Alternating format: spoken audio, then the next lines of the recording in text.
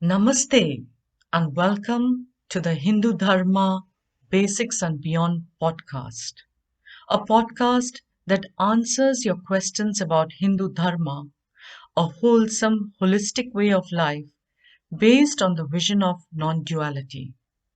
I am Swami Viditatmananda, a Hindu monk and Vedanta teacher, bringing to you this podcast, which is based on the book by the same name by Swami Viditatmananda Saraswati. Come, let's explore together this ancient wisdom and way of life that makes our life meaningful and seeks to bring out the beauty, love, and kindness inherent in each of us. Today we begin the topic of who is a Hindu and what is Hinduism. Under this topic, we will explore three questions today. Who is a Hindu? Is Hinduism different from Sanatana Dharma? And when did Hinduism begin? And who founded the Hindu religion? Who is a Hindu? This is a popular question and it has many answers. The word Hindu is said to have been perhaps coined by the Persians who called the people living by the river Sindhu as Hindus because they could not pronounce the word Sindhu. Thus, we do not find the word Hindu in the ancient scriptures. However, in recent works, we do find the word Hindu defined as him apashabdam dyati khandayati iti Hindu, one who condemns falsehood or one who is committed to the truth. The Hindu is also described as Heenam Dushayati iti Hindu, one who condemns anything that is low, base, or wild. Further, the Vedic culture is primarily based on worshipping the gods. A Hindu may also be seen as Narayanadi Devata Bhakta, one who worships gods such as Narayana. Thus, the word Hindu has many definitions. Combining all the definitions, it can be said that a Hindu is one who fulfills five criteria. One, who follows the eternal fundamental values of life. Two, one in whose life the worship of God is very important. Three, one who lives a responsible life committed to righteousness. Four, one who considers spiritual growth essential.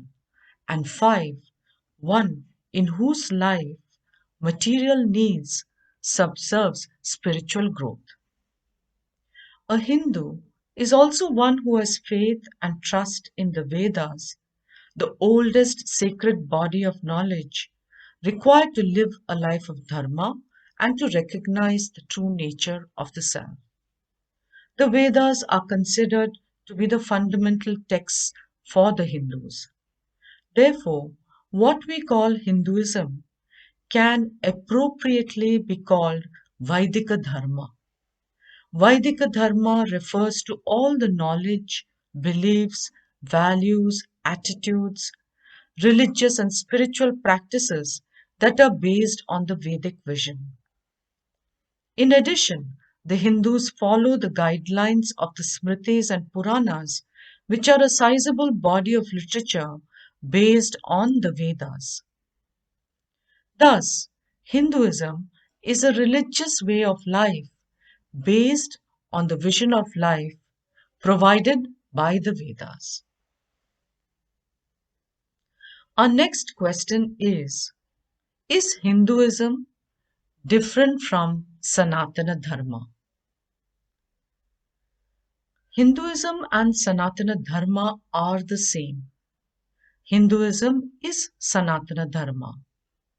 Dharma means a righteous way of life, and Sanatana means eternal.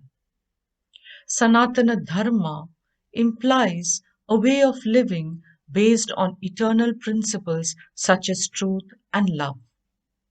Love and truth expresses in various ways as the values of honesty, nonviolence, compassion, respect, kindness, peace, harmony, etc.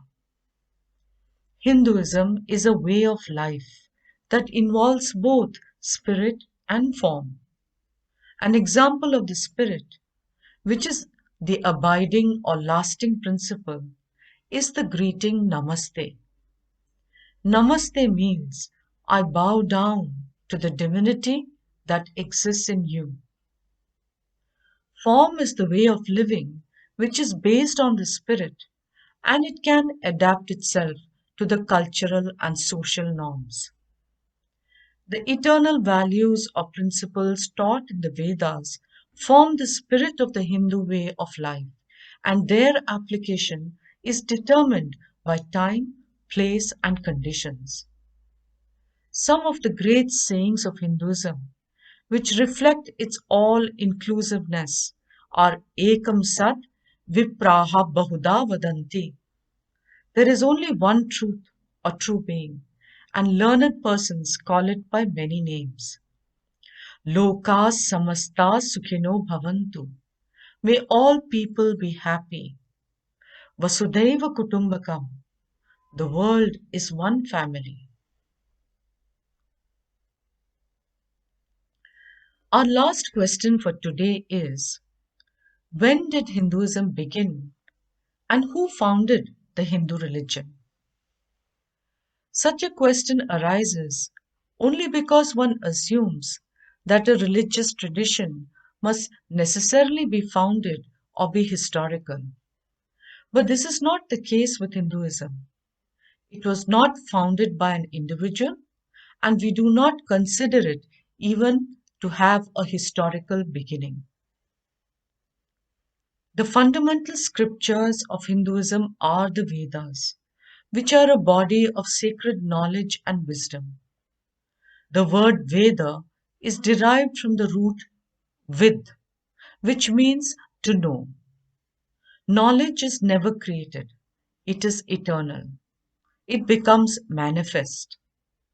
The Vedas consist of mantras, sacred hymns, and passages. We believe that these mantras were not written or composed by the human intellect, but were instead revealed to the ancient rishis or sages. These sages possessed of a very refined state of mind owing to the power of their penance, concentration, devotion, and worship of the Lord. Because of their superior faculties, they could see or visualize the mantras revealed to them by Ishvara or God. In fact, in the same way as the laws of nature detected and explained by scientists such as Newton and Einstein have always existed, the collection of the revelations that the sages received are eternal truths received from God. It is the truth revealed in the Vedas that is important, not the person who first spreads the knowledge. The human mind has a natural urge to know the truth. Our intellect has a natural affinity for the truth. It never wants falsehood. This is expressed in the famous prayer from the Brihadaranyaka Upanishad. Asatoma Satgamaya. Lord, please lead me from untruth to the truth. Tamasoma Jyotirgamaya. Lead me from darkness to light. Mrityorma Amritam Gamaya. Lead me from death to immortality. The Vedas reveal a way of life that fulfills this human urge.